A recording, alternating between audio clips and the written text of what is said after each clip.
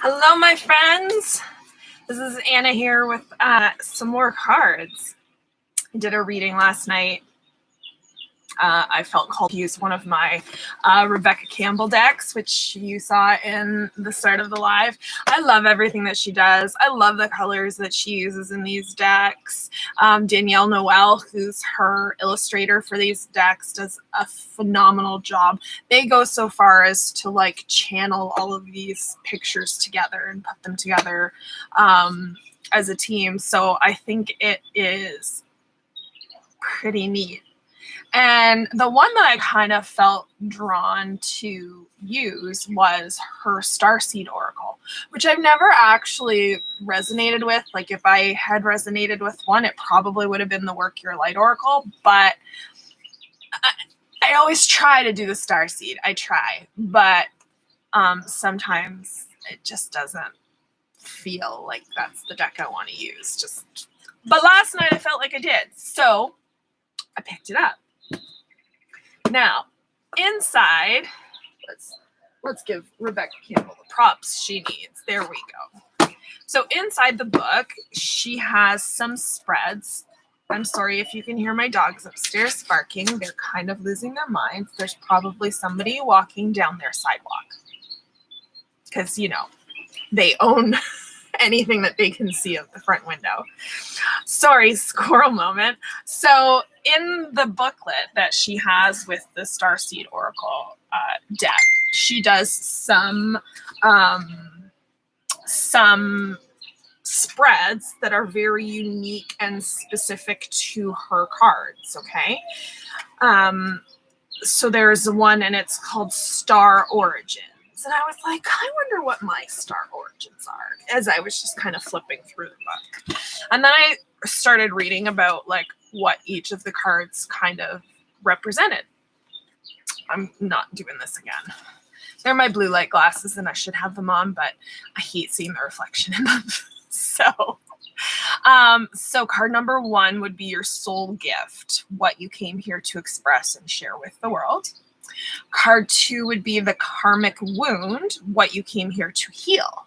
Because there generally tends to be kind of a big aha sort of moment where we learn lessons, and it doesn't unfortunately just happen once. It happens repeatedly because,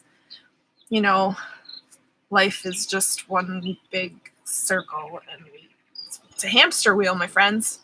It's a hamster wheel. Card number 3 was the life lesson, or what you came here to learn. Card number 4 would be the current obstacle or the thing that's challenging you the most. And number 5 would be soul calling and what your soul is calling you towards. So, for card number 1, my soul gift, the card name is literally Deep Cellular Healing. Now, anyone who knows me knows, I recently dove into the Reiki well of healing. And so I'm doing that. And I've started, but have not completed yet, a Ho'oponopono class, which is a Hawaiian healing prayer by Joe Vitale. But, they're done barking, so now they're coming down to see me. So I can't even tell you. I think I was having a conversation with somebody when the phrase came to me, but the words "I'm here to heal the world" somehow just inserted themselves in my brain. So that's kind of my calling. Hi, Daphne. Hi. So deep cellular healing is just basically physical and emotional healing. And it's weird because I'll be having some conversations with people and it's not that I can feel what they're feeling, although that is sometimes the case. I try to kind of shield from that because it can literally make you physically sick if you're touching stuff you shouldn't be touching. But I feel what they need to do to get better or get to the other side of whatever issue it is that they're having. Not everybody is ready for that information or wants that information, so I usually ask if they want it imparted on them before I open my mouth. Although sometimes I think I don't, and that's just me because I tend to speak before I think sometimes. Never in a bad way. It's never meant maliciously, but yeah, sometimes it's not appreciated. So this card is basically just all about healing, and not just healing of others, but healing yourself and making sure that you ground yourself and that you're taking care of yourself, right? Because you are as important as any of the other people that you're going to be helping. So you kind of need to wrap yourself in those wings and care for yourself as well before you can go visiting all the friends. You know what? I just realized didn't have my light on. I didn't have to move the card to. There we go. These are beautiful cards. I love them. All right. So my karmic wound. I'm telling you, you can't make this stuff up. My karmic wound is called the Great Severing. Right? Like, you know, I just can't. I can't. And it's Mars energy. Mars energy, anger, conflict, and softening to love. Literally. Okay? Anyone who knows me knows I got walls. They are high and they are hard and they are thick. And sometimes when you think you've gotten through them, you haven't. So this, just reading those four things on the bottom of the card before actually even getting to anything in the book. Like I said, I haven't used this book a lot, so I haven't really read through it enough to just remember what the card's about. But it says the first 4 words. This is or 5 words. This is a shadow card. Great. And a shadow card to be the thing that you pull for your karmic wound is like, wow. And it's one that may feel confrontational. Yeah, noga. Don't be afraid. It's here to bring to the surface anything that's standing in the way of letting love in. The warring planet of Mars is our constant reminder that it's important to soften, forgive, and find our way back to love. There are many things in the human experience that make it difficult for our heart and soul to stay open to the never-ending source of love. We're all wounded, and our unconscious wounds inflict wounds on others. It can feel like a never-ending dance we can never escape. If we aren't careful, before long, we'll see the world as a scary, dangerous place where fear and anxiety roam free. If this card surfaces, it could be for 2 reasons. Firstly, for you to acknowledge the difficult emotions, situations, conflicts, wounds, and fears that are causing you pain and anxiety. And secondly, for you to find your way back to love. When we're hurt, it's normal to close off our heart to the world, to let the painful experience confirm the agony of separation in earthly life.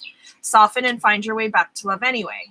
When fear, anxiety, and paranoia paralyze you, it's normal to want to hide away from others and the world. Come out of your cave and soften your heart anyways. We're all innocent children spinning our way around the world. Find a way to see the innocence in all people, especially yourself. So I found that interesting because that's me. That's me. My third card, so the life lesson, the title of that one is Forge, Don't Follow. So that's what I'm here to do, forge. And it says, pave a new path, Be the leader you wish you had. You know, I can't say that I've had any negative experiences with people who I looked up to as leaders, and I kind of think that in this life I'm going to constantly find people, you know, kind of on the way that that I want to emulate, or that there's something about them that I appreciate and I look up to. So I think that we all kind of have people like that in our lives, and sometimes when they fall away, I think it's because we've learned all that we can from them. So now I'm forging, not following, apparently. I love the colors in that card too. That green, it's not even really, it's just beautiful. It's stunning. Colors are so different, like looking at them, than they are on here. All right. So that one, I mean, it's pretty straightforward, right? Forge, don't follow. Current obstacle. Now, just looking at the title of this one, I was kind of like, why is that card a current obstacle? But then I read like the little blurb under the title, and I was like, oh, okay, well, I can see how that would have some obstacles in it. The title of the card is called Inner Earth. If we're talking about like my inner self, then I don't really view me as an obstacle, although sometimes I do get in my way. This is true. All right, we've come full circle. See how that works? All right, so Inner Earth. Underneath it, it says, you'll survive this. New solutions and beginnings. I swear, it's crazy. Crazy. So I don't know, you're in like this cave, but it looks like you're under this tree, and then there's this river, and there's the mountains in the background. It's beautiful. Beautiful card. Beautiful. Oh, and those are all in those mountains back there. Those are all like little houses. I don't know if you can see them. It reminds me of Italy. It reminds me of like the Mediterranean. They have those houses up on the cliffs, and you look at them and you're like, one good rainfall and you are a landslide away from the ocean. Like you're just coming down, right? But I don't know, they do something to the hills where they like strengthen it so that you have that ability to put something on top of it, I think. All right, so Inner Earth.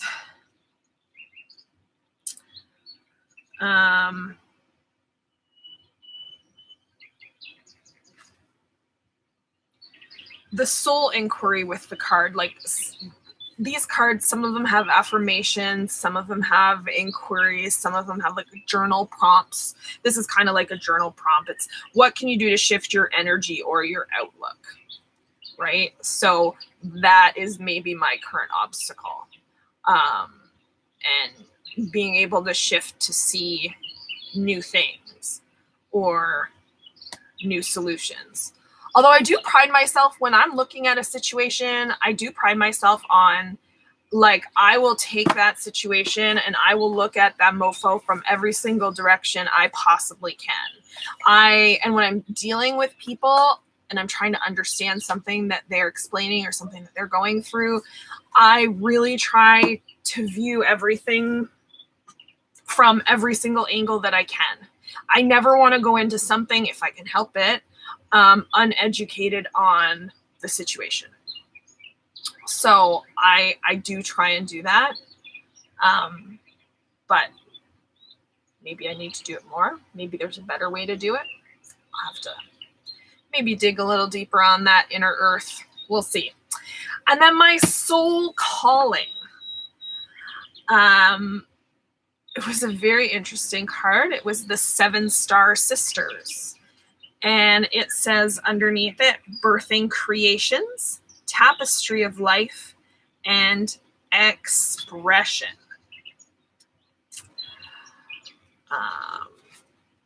And I just feel like I have always been a creative person. I've always had a creative streak in me, so to speak. I've always been that way. Why are we? Oh, we're too far past it. That's why. So this one's kind of cosmic looking, which is interesting. So it just says there are new creations that want to be born, beauty that's yearning to be woven, new consciousness that's longing to be breathed into life. If you draw this card, you're being called to surrender to those creations, to usher in a new era of consciousness and do your bit in weaving the web of life. This is the card of the artist and the midwife. You're being called to ponder questions. What wants to be birthed through you? I already had 2 babies, not going to be any more. What new creations are whispering in your ear? What beauty are you being called to make? Well, you, my lovely friends in the virtual world, YouTube, Facebook, all of the above, are my latest creation. And I am thoroughly enjoying coming on here and chatting with you all. They won't all be lives. Some of them will be randomly recorded, I'm sure, but I am loving this so far, and I hope you are too. But I'm going to leave you with that.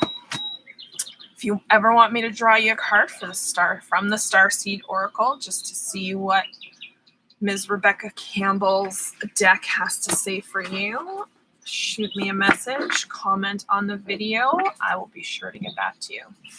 All right, my friends, I hope you enjoy the rest of your weekend. I'm here like comfy sweats. I don't have the kids and I have nowhere to go and nowhere to be. I have groceries to pick up tomorrow, but aside from that, it is just a mommy take care of me weekend. So I hope you enjoy the rest of your day and we'll talk soon. Bye.